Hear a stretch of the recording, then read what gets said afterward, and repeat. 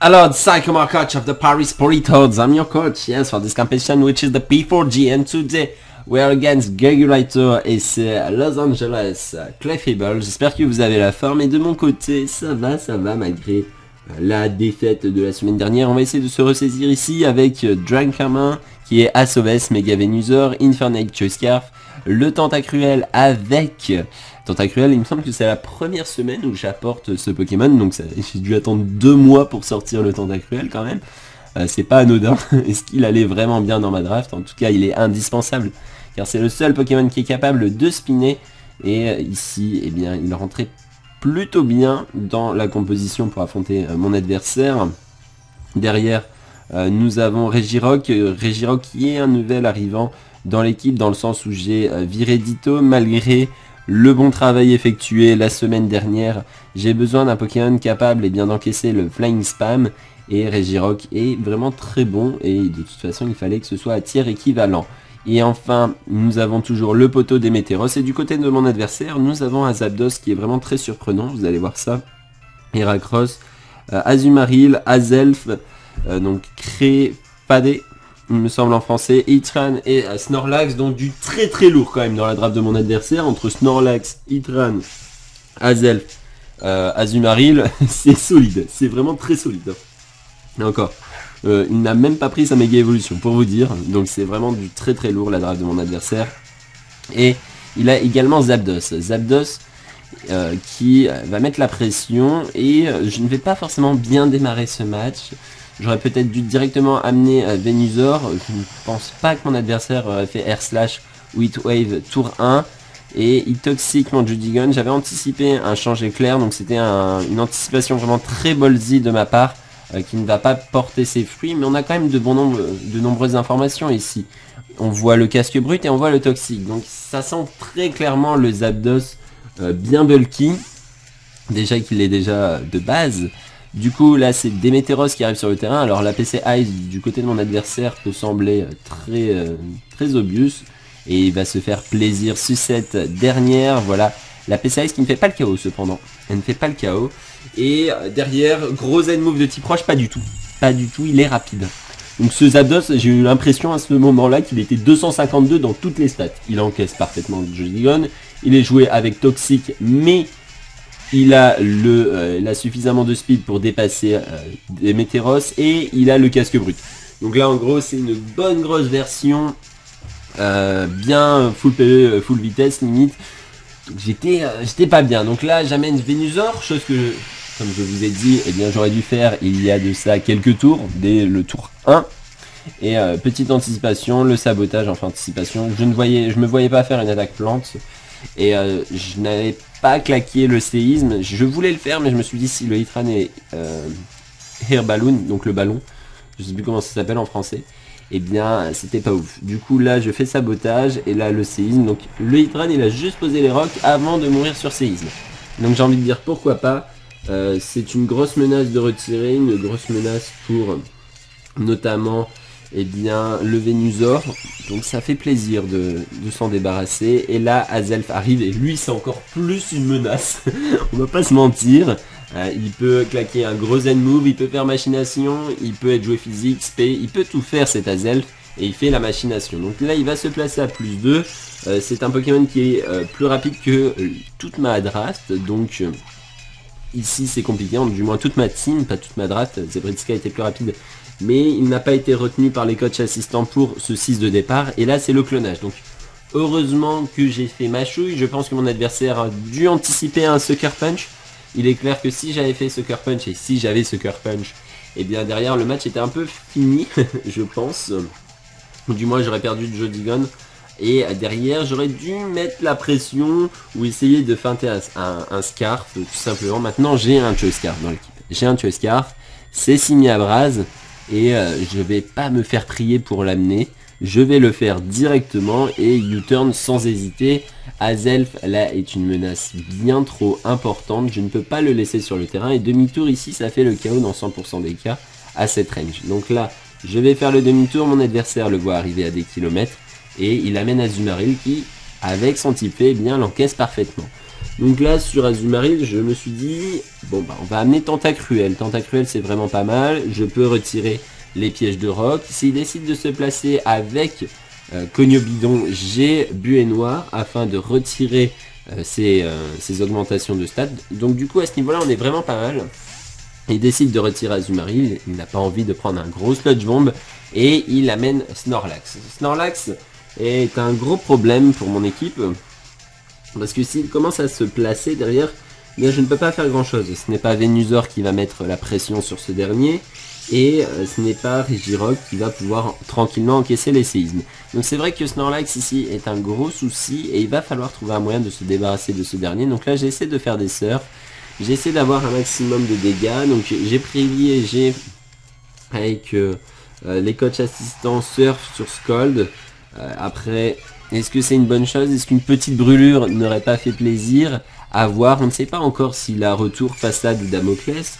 Donc ici tout est possible, tout est envisageable et il a claqué la première curse. Donc là je me suis dit... on va peut-être pas le laisser se placer indéfiniment. On va faire buée noire, on va lui faire comprendre qu'il finalement il n'a pas intérêt à se placer. Sauf que derrière il refait malédiction et au final ça peut être un jeu sans fin. Ça peut être un jeu sans fin où ça va se jouer au nombre de PP. Donc là il augmente son attaque, sa défense. Le souci c'est que pendant ce temps là il récupère de la vie avec ses restes et moi je suis totalement passif. Je ne fais aucun dégât. Et c'est bien ça le problème, c'est pour ça que je switch et je vais amener Venusaur, essayer bien d'une part retirer ses restes, et là il nous monte façade. Donc finalement le fait de ne pas avoir de burn, enfin d'avoir pris surf et pas scald, et donc la possibilité de ne pas avoir de burn, c'est une bonne chose, parce que ici façade c'est quand même une fois boosté très dangereux, déjà que Snorlax l'est énormément. Donc là il va spammer façade, j'ai synthèse.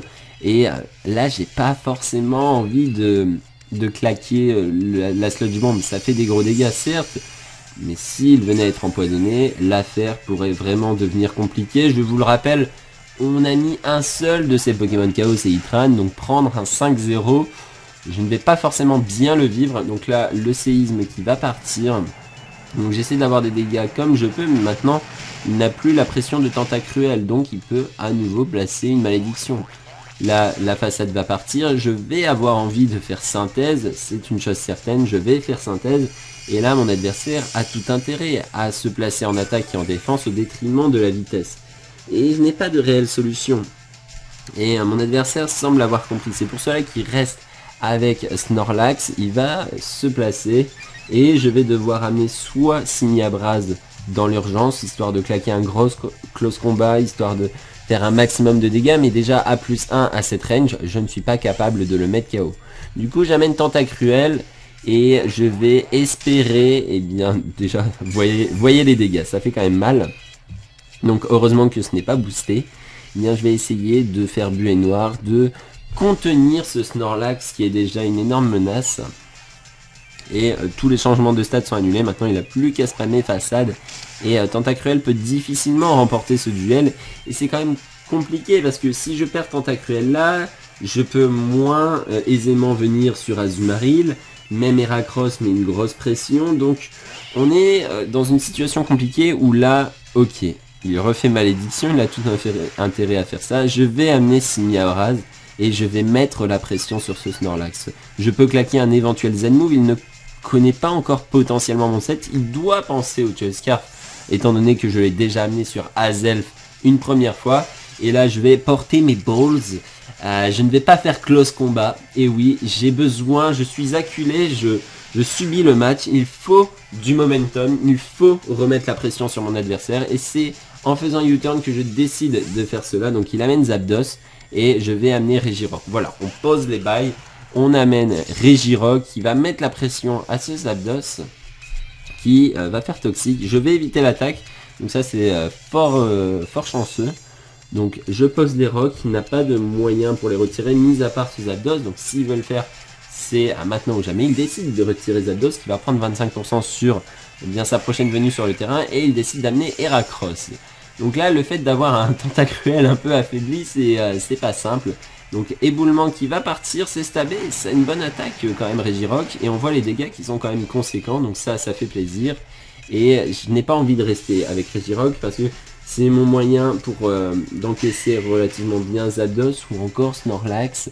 Donc là le close combat va partir, en plus que j'ai Venusaur pour encaisser relativement bien les attaques. Donc là il va perdre en défense spéciale, je peux potentiellement le mettre KO avec Sludge Bomb, et là il décide de faire Mégacorn. Je m'attendais à un Choice-Scarf, donc là la Mégacorn elle fait excessivement mal. Le Bomberk va partir, je vais mettre KO ce Scarino, mais ça c'est vraiment accessoire, parce qu'avec cette Mégacorn, eh bien il a fait énormément de dégâts sur ma team, et surtout sur ce Venusaur. Alors je parle de la team en général, parce que derrière ce Terracross a fait un trou énorme. Venusaur est là pour encaisser Zapdos, il est là pour encaisser Azumarill, et accessoirement Snorlax dans une moindre mesure. Donc là le fait de perdre Venusaur, je n'ai pas d'autre choix que de le sacrifier, il lui reste 18 PV. Alors j'aurais peut-être pu essayer de le conserver, mais pour qui? En amenant quoi? En prenant le risque que Azelf se place. C'est vraiment une situation qui n'est pas à mon avantage, et d'une certaine manière je subis le match depuis peut-être le tour 1 où je n'ai pas amené Venusaur alors que j'aurais dû le faire. Donc là le coup critique est bien parti, assez chanceux quand même dans ce match, mais cette chance eh bien n'a pas l'air de nous sauver plus que ça. J'aurais peut-être dû amener le Tentacruel sur la Mégacorn. Donc là la Calennerie elle part, elle fait le chaos sur Tentacruel, il ne reste plus que Regirock et Simiabras. Donc là face à Azumarill c'est pas vraiment le meilleur des scénarios, donc il va retirer Azumarill, et là mon adversaire a un peu compris, non pas qu'il a parfaitement le match en main, mais qu'il peut eh bien se jouer de nous afin d'augmenter son goal average. Donc là l'éboulement va partir.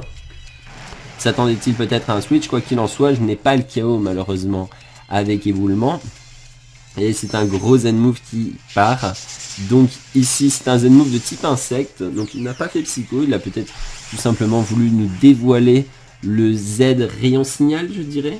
Je ne vois pas d'attaque spéciale plus puissante du côté de mon adversaire de type insecte. Du coup le concon qui va partir, qui va faire des bons dégâts sur Regirock. Ça reste à Zelf, ça reste un Zen Move. Alors la puissance de ce Zen Move ne m'est pas connue, quoi qu'il en soit.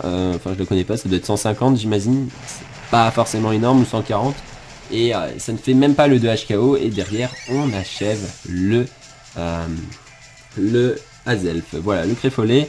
Donc là il amène à nouveau Snorlax. Donc je me suis dit, toi tu as probablement séisme et tu vas t'amuser eh bien à spammer ça. Donc là il fait éboulement. Enfin, je fais éboulement sur le Snorlax. J'espère des flinches. Sincèrement, j'espère des flinches. Et il fait malédiction. Donc là, c'est compliqué.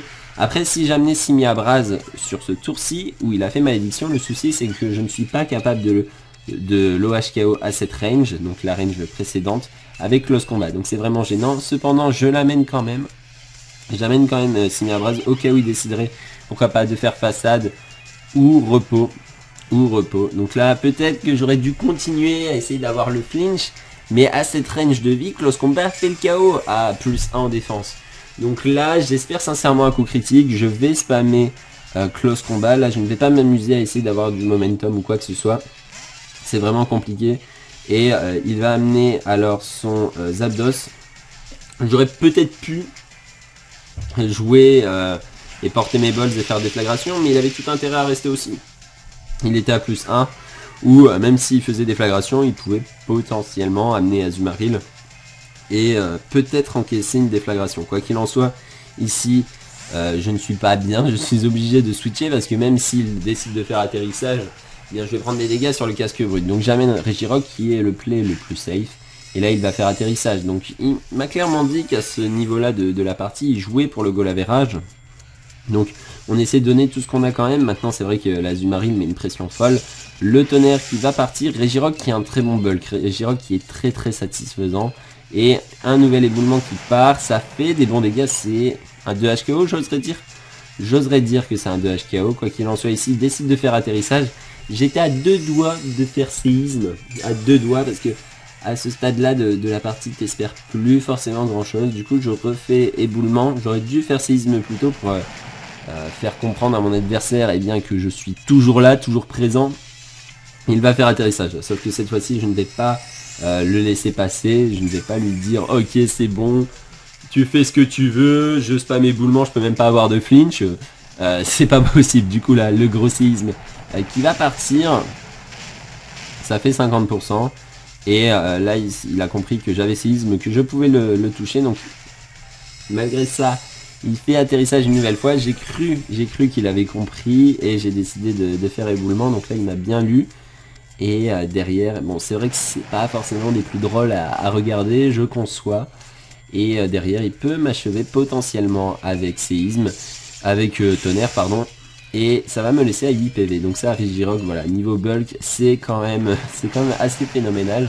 J'aime beaucoup, malheureusement, il manque un chouïa. Il manque un chouïa pour faire le KO, le tonnerre qui va partir. Et qui va mettre KO Regirock, qui aura fait une très bonne partie mine de rien. Et là derrière on est dans un duel Simiabraz, seul contre tous, seul contre Zapdos, Snorlax et Azumarill. Donc là le close combat part. Là je pense qu'il était obligé de sacrifier un de ses Pokémon, dans le sens où je ne pense pas que Snorlax soit capable d'encaisser 2 close combat. Azumarill non plus à la range où il est. Et le souci c'est que s'il sacrifie un autre de ses Pokémon que Zapdos, il est potentiellement en mesure de perdre le match, alors qu'il a tout simplement Azumarill qui peut faire Aqua Jet et tuer Simiabraz. Donc voilà, une nouvelle défaite des Paris Politoeds, et je vous donne rendez-vous dès demain pour le match contre Ender de Radar et c'est Torterrapens, c'est Maryland Torterrapens. J'espère que le match vous a plu malgré tout. Si c'est le cas, n'hésitez pas à laisser un pouce bleu et on se retrouve dès demain pour de la P4G. C'était Cykomore, tout le monde, à la prochaine.